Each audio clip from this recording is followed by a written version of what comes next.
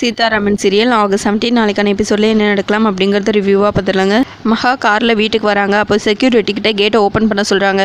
Madam கேட்டை open பண்ண முடியாது மேடம், உள்ள இடம் இல்லை அப்படின்னு சொல்ல, என்னையா ஒளர்ற அப்படின்னு சொல்லி கேட்க, மேடம் ஒளரல, உண்மையை தான் சொல்கிறேன், நீங்கள் வண்டி அப்படியே ஓரம் கட்டிட்டு நீங்கள் மட்டும் உள்ளே வாங்க அப்படின்னு வாட்ச்மேன் சொல்ல, என்ன ஓரமாக நிறுத்தணுமா அப்படின்னு சொல்லிட்டு காரை விட்டு கீழே இறங்கி பலார்னு ஒரு அறை வைக்கிறாங்க. தள்ளுன்னு சொல்லிட்டு மகா அர்ச்சனா 2 பேரும் உள்ளே போக லைனாக காரெல்லாம் நிற்கிறத பார்க்குறாங்க. மகா முதல்ல இந்த செக்யூரிட்டியை வேலையை விட்டு நிறுத்தணும், ரொம்ப திமிராயிடுச்சு இவனுக்கு அப்படின்னு அர்ச்சனா சொல்லிட்டு இருக்க, திரும்பவும் மகா செக்யூரிட்டியை உள்ளே கூப்பிடுறாங்க.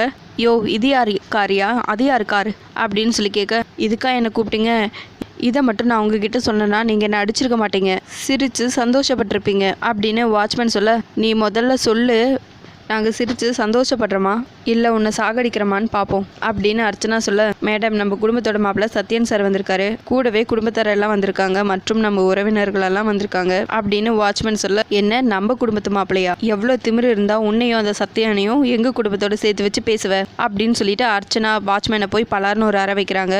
யோ இங்கே வாயா அப்படின்னு மகாவும் அந்த வாட்ச்மேனை கூப்பிட்டு, இது நம்ம குடும்பமா அப்படின்னு சொல்லி கேட்டு திரும்பவும் மகா பலார்னு ஒரு அறை வைக்கிறாங்க வாட்ச்மேனை. அதுக்கப்புறம் அந்த வாட்ச்மேன், மேடம் இது நம்ம குடும்பம் இல்லை உங்கள் குடும்பம் அப்படின்னு சொல்லிட்டு இருக்க, ஏய் கண்டவனையும் நீ உள்ள விட்டுருவியா, இந்த ஆளு சீதாவோட கேங்கு, வெரி டேஞ்சர் சித்தி, சித்தி இவரை முதல்ல வேலையை விட்டு அனுப்புங்க, இவரு நம்ம ஆப்போசிட் டீம் அப்படின்னு 3 பொண்ணுங்களும் சொல்லிட்டு இருக்க, ஏய் அந்த சத்யன் எதுக்கியா வந்திருக்கான், கூட அந்த புடவைக்காரங்களாம் எதுக்கு வந்திருக்காங்க அப்படின்னு மகா கேட்க, மேடம் எனக்கு எப்படி மேடம் தெரியுங்கிறாங்க வாட்ச்மேன்.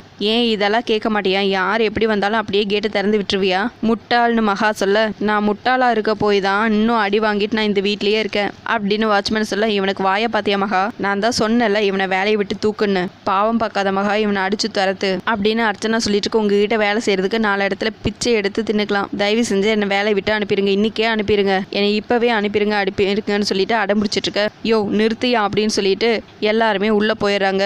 எல்லாரும் இவங்களை எதிர்த்து பேசினாதான் மதிப்பாங்க, இல்லைன்னா தூக்கி போட்டு மிதிப்பாங்க, சொல்ல நீ பொழைச்சுப்படா பொழைச்சுப்ப அப்படின்னு வாட்ச்மேன் தனக்கு தானே சொல்லிட்டு இருக்காங்க.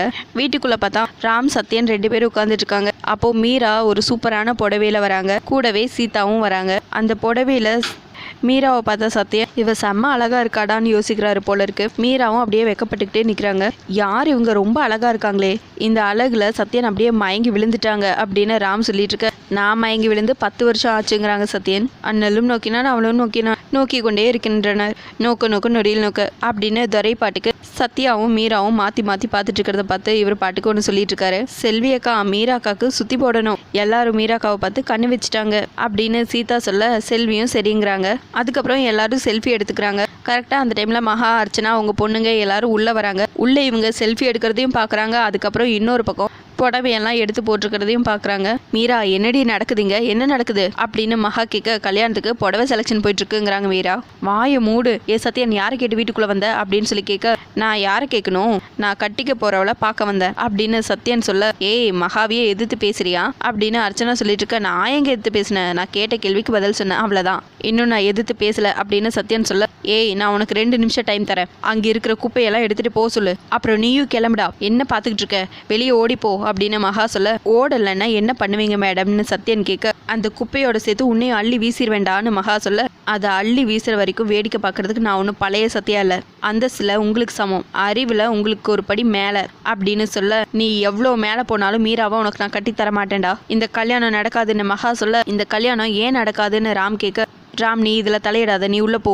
அப்படின்னு மகா சொல்லிட்டு இருக்க, இப்படி சொன்னா எப்படி, ராம் ஏன் இதில் தலையிடக்கூடாது, எதுக்கு இந்த கல்யாணம் நடக்காது, காரணத்தை சொல்லுங்க, சரியான காரணம் சொன்னால் பாஸும் கேள்வி கேட்காம போயிட போகிறாங்க அப்படின்னு சீதா சொல்ல, ஆமா சித்தி எனக்கு காரணம் சொல்லுங்க அப்படின்னு ராம் கேட்க, டே ராம் உனக்கெல்லாம் காரணம் சொல்ல முடியாது, இந்த கல்யாணம் நடக்காது அவ்வளோதான் அப்படின்னு அர்ச்சனா சொல்லிட்டு இருக்க. இங்க ஒரு பக்கம் மகா முறைச்சிட்டு நிற்கிறாங்க. இந்த கல்யாணம் கண்டிப்பாக நடக்கும், உங்களால் எதுவும் பண்ண முடியாது அப்படின்னு சத்யா சொல்ல, இந்த கல்யாணம் நடந்தா தானே என்ன மீறி எப்படி நடத்துறேன்னு நானும் பார்க்குறேன் அப்படின்னு மகா ஒரு பக்கம் சொல்லிட்டு இருக்காங்க. ராம் நல்லா கேட்டுக்கோ, சித்தி மேலே உனக்கு மரியாதை இருக்குன்னா இந்த மீரா கிட்ட இந்த சத்யனா மறந்துட சொல்லு, அதுதான் நல்லது அப்படின்னு அர்ச்சனா சொல்ல, என்னது யாருக்கு நல்லது, உனக்கு தான் நல்லது அப்படின்னு துரை சொல்லிட்டு இருக்க. மாமா பேசாதீங்கிறாங்க அஞ்சலி. ஓ நீ பேசக்கூடாதுன்னு சொல்ல நான் பேசக்கூடாதா, என்ன கொடுமைது, பெரியவங்க பேசும்போது சின்ன பசங்க வேடிக்கை பார்க்கணும், குறுக்க பேசக்கூடாதுங்கிறாரு துரை.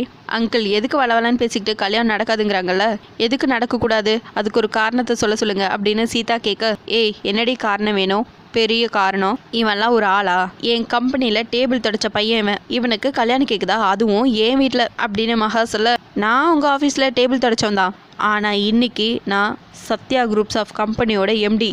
ஆனால் நீங்கள் புடவை வியாபாரம் பண்ணுறேன்னு சொல்லிட்டு ட்ரக்ஸ் கடத்திட்டுருக்கீங்க. கொள்ள கூட்டத்துக்கு தலைவி அப்படின்னு சொல்ல மரியாதைங்கிறாங்க மகா. எப்படி மரியாதை கொடுப்பாங்க? ட்ரக்ஸ் கடத்துறவங்களுக்கு மரியாதை கொடுப்பாங்களா? டேபிள் துடைக்கிறது கௌரவமான வேலை, ட்ரக்ஸ் கடத்துறது கிரிமினல் வேலை அப்படின்னு சீதா சொல்லிட்டு இருக்க. அதானே ஜெயிலுக்கு போனவங்க குடும்பத்தில் பொண்ணு எடுக்க சத்யா தான் யோசிக்கணுங்கிறாங்க துரை. யோசிக்க சொல்லு, யார் வேணாங்கிறாங்க? இங்கே ஒரு ஓரமாக உட்காந்து நல்லா யோசிக்க சொல்லு. இவனை விட அழகுலையும் அந்தஸ்துலையும் நல்ல ஒரு மாப்பிள்ளைய பார்த்து நான் மீராக்கு கல்யாணம் பண்ணி வைக்கிறேன். ஐயர் குடிச்சு கொடுத்த தேதியில் நான் கிராண்டாக கல்யாணம் பண்ணி வைக்கிறேன் அப்படின்னு மகா சொல்ல. முடியாது, நான் சத்யாவை தவிர வேற யாரையும் கல்யாணம் பண்ணிக்க மாட்டேங்கிறாங்க மீரா. அப்போ இந்த ஜென்மத்தில் உனக்கு கல்யாணம் நடக்காதுடி அப்படின்னு மகா சொல்ல. மவா பாவம் பண்ணாத, ஏற்கனவே நிறைய பாவத்தை சேர்த்து வச்சிருக்க நீ அப்படின்னு துரை சொல்ல. வாய முட்ற நீ அப்படின்னு சொல்ல. நீங்க ஏன் அங்கிள் கெஞ்சிட்டு இருக்கீங்க? நிச்சயதார்த்தமே முடிஞ்சிருச்சு, இனிமேல் யார் தடுத்தாலும் இந்த கல்யாணம் நடந்தே தீருங்கிறாங்க சீதா. தையல், நீ சுபாஷ்க்கு பில்லி சுனிய வச்சு இவங்களுக்கு நிச்சயம் எழுத வச்சுட்டா பெரிய சாதனை செஞ்சுட்டதான் நினைக்கிறியா? மகா இந்த கல்யாணத்தை நடத்த விடமாட்டா அப்படின்னு அர்ச்சனா சொல்ல. எப்படி நடக்காதுன்னு நானும் பார்க்குறேன். மீராக்கா இந்த கல்யாணம் நடக்குங்கிறாங்க சீதா. நடக்காது, இந்த குடும்பத்தில் நான் நினச்சது தான் நடக்கும். நான் சொல்கிறது தான் இங்கே சட்டம், என்ன மீறி எதுவுமே நடக்காது. மீரா, உன் மனசை நீ மாற்றிக்கலன்னா உன் வாழ்க்கை நாசமாயிரும். மாற்றிக்கிட்டு நான் சொல்கிறவனுக்கு மரியாதை உன் கழுத்தை நீட்டு, இதை தவிர உனக்கு வேறு ஆப்ஷனே இல்லை அப்படின்னு சொல்லிட்டு மகா அர்ச்சனா அவங்க பொண்ணுங்க எல்லாரும் அங்கேருந்து கிளம்பிடுறாங்க. அதுக்கப்புறம் மீரா சத்யான்னு சொல்லி கூப்பிட. நீங்கள் கூப்பிடும் போதெல்லாம் ஒவ்வொரு தடவையும் நான் வந்துட்டே இருக்கேன், ஆனால் ஒவ்வொரு தடவையும் என்னை அவமானப்படுத்திட்டே இருக்காங்க அப்படின்னு சொல்லிட்டு அங்கேருந்து போயிடுறாரு சத்யா. மீரா அலறத பார்த்து சீதா, என்ன மீராக்கா நீங்களே அழுதுட்டுருக்கீங்க, நீங்கள் தானே சத்யாவுக்கு நம்பிக்கை தரணும் அப்படின்னு சொல்ல. என்ன பண்ண சொல்கிற? பார்த்துட்டு தானே இருக்கீங்க, எல்லாருமே எங்களை எதிர்த்து தான் நிற்கிறாங்க, எங்களை என்ன பண்ண சொல்கிறீங்க அப்படின்னு மீரா கேட்க. சீதா, நான் ஒன்று கேட்குறேன், எனக்காக நீ அதை செய்வியான்னு ராம் கேட்க. நீங்கள் சும்மா கேட்டாவே நான் உயிரை கொடுப்பேன் பாஸ், நீங்கள் எப்படி கேட்டால் நான் செய்யாமல் இருப்பேனா? சொல்லுங்க பாஸ் அப்படின்னு சீதா சொல்ல. இவங்க கல்யாணம் குறிச்ச தேதியில் குறிச்ச முகூர்த்தத்தில் நடந்தாகணும், நான் உன் கூட இருப்பேன், என்ன எதிர்ப்பு வந்தாலும் நீ இதை செஞ்சு முடிக்கணும்னு ராம் சொல்ல. பாஸ் சொல்லிட்டீங்கல்ல, விடுங்க, இதை நான் பார்த்துக்கிறேன்னு சீதா சொல்லிட்டு. மீராக்கா நீங்கள் ஒன்றும் கவலைப்படாதீங்க, இந்த கல்யாணம் கண்டிப்பாக நடந்தே தெரியும் அப்படின்னு சொல்ல. சும்மா என்னை ஆறுதல் படுத்துறதுக்காக இப்படியெல்லாம் சொல்லாதீங்க, மகா இந்த கல்யாணத்தை நடத்த விட மாட்டா அப்படின்னு சொல்லிட்டு அழுதுகிட்டே போயிடுறாங்க மீராவும். அதுக்கப்புறம் மகா அர்ச்சனா அவங்க பொண்ணுங்க எல்லாரும் செம்ம டென்ஷனாக உட்காந்துட்டு இருக்காங்க. அப்போ செல்வி அல்வா எடுத்துட்டு வராங்க. யாரு சீதா கொடுக்க சொன்னாலா அப்படின்னு சொல்லி கேட்க. இல்லைம்மா, நானாக தான் எடுத்துகிட்டு வந்தேன் அப்படின்னு செல்வி சொல்ல. நம்பிட்டேன், ஏண்டி வேலை கொடுத்ததுனா உனக்கு நான் சம்பளம் கொடுத்ததுனா ஆனால் நீ எனக்கு அல்வா கொடுக்குற அப்படின்னு மகா சொல்ல. இல்லைம்மா இல்லை அப்படின்னு செல்வி சொல்ல. அல்வா செய்ய சொன்னது சீதா தானே அப்படின்னு சொல்லி கேட்க. செய்ய சொன்னது சீதா தாமா, ஆனால் கொண்டு வந்தது நான் தான் அப்படின்னு செல்வி சொல்ல. அடி வாங்காமல் ஒழுங்காக ஓடிரு, சித்தி செம கோவத்தில் இருக்காங்கன்னு அஞ்சலி சொல்ல. போன்னு அர்ச்சனாவும் துரத்தி விட்டுறாங்க செல்வியை. மகா, நீ இப்படி இருந்தால் ஒரு நாள் அந்த சீதா உன் இடத்துல இருப்பா. அந்த சீதா சொல்கிறது கேட்டுட்டு நம்ம வாய் மூடிட்டு இருக்க வேண்டியதுதான். என்னை வீட்டு வேலை செய்ய சொல்லுவா, நீ சமையல் வேலை செய்யணும், பசங்களை படிச்சு கிழிச்சது போதுன்னு தோட்ட வேலை செய்ய சொல்லுவா, அது நடக்கும்னு அர்ச்சனா சொல்லிட்டு இருக்க. சீதா லிமிட்டை தாண்டி போறா, என்னை பார்த்து கை நீட்டி பேசுறா, பயம் இல்லாம என் கண்ணுக்கு நேருக்கு நேராக பார்த்து பேசுறா. சுபாஷை பிளாக்மெயில் பண்ணி காயை நகர்த்திட்டா. என் எதிரி சத்யனை கூட்டிட்டு வந்து சம்மந்தம் பேசி முடிச்சிட்டா. சீதாவை நானே கொலை பண்ணிட்டு ஜெயிலுக்கு போயிடுவணும்னு எனக்கு பயமா இருக்கு அப்படின்னு மகா சொல்லிட்டு இருக்க. சீதா சித்தப்பாவை பிளாக்மெயில் பண்ணுறாரா? எதை வச்சு பிளாக்மெயில் பண்ண முடியும்?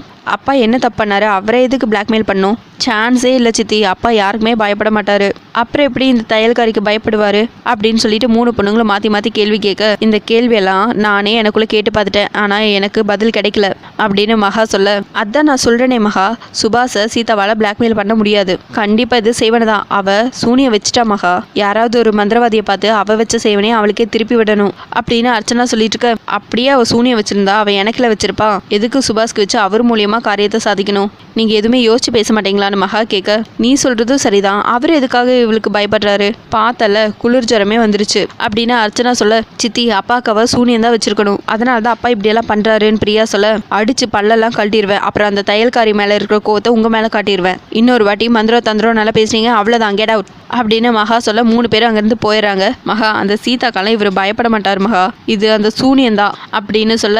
என்னை எரிச்சல் பண்ணாதீங்கிறாங்க மகா. இன்னொரு பக்கம் சுபாஷ் சேதுவை வேறொரு கெட்டப் போட்டு கூட்டிகிட்டு போகலான்னு சொல்லிட்டு யோசிச்சு அதே மாதிரி கெட்டப்பெல்லாம் பண்ண வச்சு அண்ணா சூப்பர்ண்ணா அப்படின்னு சொல்ல. எனக்கு தான் தெரியுமே, எனக்கு எந்த கெட்டப் போட்டாலும் சூட் ஆகுங்கிறாங்க சேது. அப்போ கரெக்டாக அந்த டைமில் மகா வந்து கால் பண்ணுறாங்க. எங்கே இருக்கீங்க அப்படின்னு சொல்லி கேட்க. சேது என்ன சொல்கிறதுன்னு தெரியாமல் தயங்கிட்டு இருக்காங்க. அண்ணா என்ன விஷயம்னு மட்டும் கேளுங்கிறாங்க சுபாஷ். சரின்னு சேதுவும் அதே மாதிரி கேட்குறாங்க. அந்த சீதா எதுக்காக சுபாஷை மிரட்டுறா? எதை வச்சு பிளாக்மெயில் பண்ணுறா? முதல்ல அதை கண்டுபிடிக்கணும், முதல்ல சுபாஷை கூட்டிட்டு இங்கே வாங்க அப்படின்னு சொல்ல சரி வரேன்னு சொல்லிட்டு சேது ஃபோனை கட் பண்ணிடுறாங்க. டேய் சுபாஷ், உனக்கு என்ன ஆச்சு, ஏன் இப்படியெல்லாம் நடந்துக்கிற, உன்னை எதுக்காக அந்த சீதா மிரட்டிட்டு இருக்கா, பிளாக்மெயில் பண்ணுறா அப்படின்னு சொல்லி சேது சுபாஷ் கிட்டே கேட்க, அண்ணன் நம்ம இப்போ ஒரு இடத்துக்கு போகிறோம்ல, அங்கே போனால் உங்களுக்கே எல்லாமே தெரிஞ்சிடும், தயவு செஞ்சு வாங்க அப்படின்னு சொல்லிட்டு சுபாஷ் சேதுவை கூட்டிகிட்டு போகிறாங்க. இன்னொரு பக்கம் மீரா அழுதுட்டு இருக்காங்க. அப்போது சீதா பக்கத்தில் உட்காந்து ஆறுதல் சொல்லிட்டு இருக்காங்க. துரையும் நிற்கிறாங்க. ஏன் என்ன ஆச்சு, எதுக்காக மீரா அழுதுட்டு இருக்காங்க அப்படின்னு சொல்லி ராம் கேட்க, கண்டிப்பாக எங்கள் கல்யாணத்தை நடத்தி விட மாட்டா அந்த மகா அப்படின்னு மீரா சொல்லிட்டு அழுதுட்டு இருக்க, பாஸ் நம்ம அந்த சுபாஷை பிளாக்மெயில் பண்ணது எங்கே அந்த மகாவுக்கு தெரிஞ்சிருச்சோன்னு பயமாக இருக்குது அப்படின்னு சீதா ராம் கிட்ட சொல்லிட்டு இருக்காங்க. இன்னொரு பக்கம் சுபாஷ் சேதுவை சொப்னா வீட்டுக்கு கூட்டிகிட்டு போனதுமே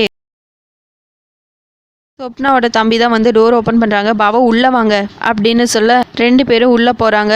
அப்போ அங்கே சுபாஷும் சொப்னாவும் இருக்கிற மாதிரியான ஃபோட்டோஸை பார்க்குறாங்க சேது. அதை பார்த்ததுமே பயங்கரமாக ஷாக் ஆயிடுறாங்க. இதோட எபிசோட முடிச்சிருக்காங்க. உங்களுக்கு இந்த வீடியோ பிடிச்சிருந்தா லைக் பண்ணுங்கள், ஷேர் பண்ணுங்கள், கமெண்ட் பண்ணுங்கள், அப்படியே சப்ஸ்கிரைப் பண்ணுங்கள். தேங்க்யூ.